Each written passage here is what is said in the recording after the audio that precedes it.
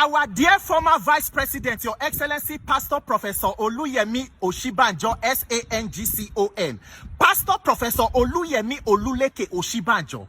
Daddy, your attention is kindly and urgently needed here by Nigerian youths and all well-meaning Nigerians. Country people, once you see this video, I beg, just help me tag our daddy in the Lord and former Vice President. Tag him and run. Let him just get his message.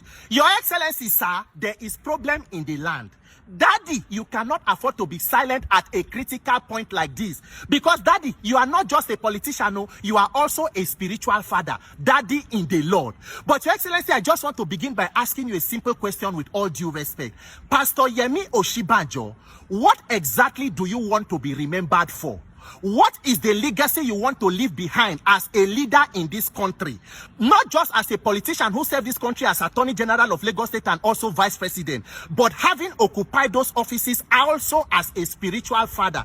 Because as the Bible says, what if you were brought into these offices for a time as this? What legacy are you leaving behind for us, the younger generation, to look at and say, thank God he elevated a man like you to occupy those offices? Because, Your Excellency, since the President Buhari, whom you served under, has passed away, it is important to call you out, because the foundation and the problem where the country they go on today, so your hand will not hand there inside.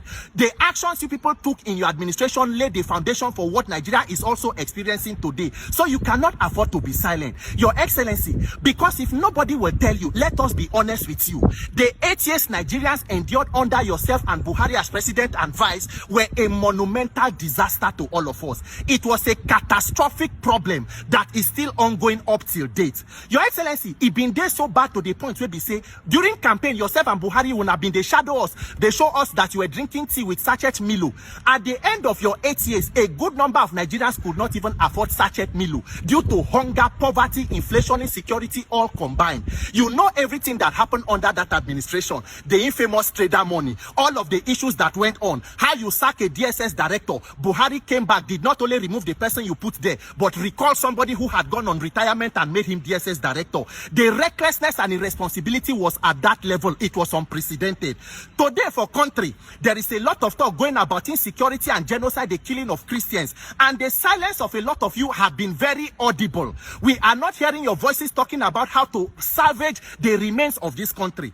It is possible and true that you may have been brought into politics by the incumbent president, but you can also raise your voice and make a mark at a time like this. You know all the incident where happened during your administration. The killing of Deaconess Eunice Olawale, a Redeemed Christian Church of God evangelist in Kubwa, who was arrested, who was prosecuted. The killing of Deborah Yakubu Usman Danfodio College of Education, Sokoto, who was arrested, who was prosecuted. Your Excellency, you cannot pretend to be unaware of all of these issues. That is why at this point, even though we are not going to talk about the issue of the killings and insecurity, we know and you know that the major and fundamental problem of Nigeria is a criminal electoral process where only criminal-minded persons are able to scale through.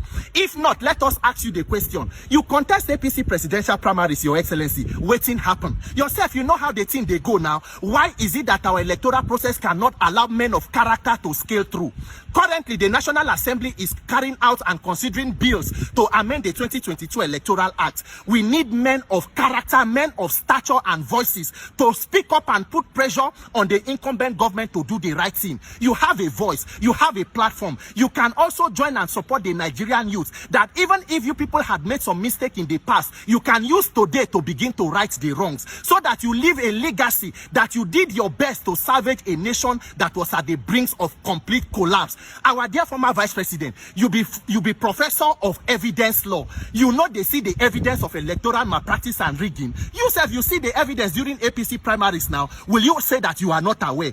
You are moving around the continent, monitoring election here and there. The way you want to see good qualities of elections in those countries, are you also doing your best to see those kind of good elections in your country? Let charity begin at home. You people cannot allow to leave the burden to the younger generation to begin to clean the mistakes of the fathers. The burden and the weight is too heavy. You must also put pressure on the current leadership to see that criminals are taken out of public office and the potentials of this nation is unleashed for everybody to live in peace and prosperity.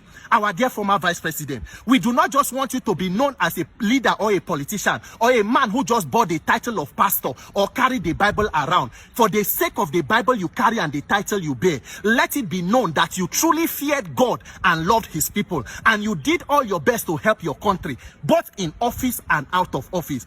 Our dear former vice president, Daddy, we are hoping to hear from you. We want to hear from you and see you stand side by side with the good people of this country and demand for change and a better country. That all the opportunities God have given you, you will also make sacrifices for the younger generation of this country. I thank you. May God bless you. God bless your family. God bless the Federal Republic of Nigeria. My name is Peter for Nigeria on behalf of all well-meaning Nigeria.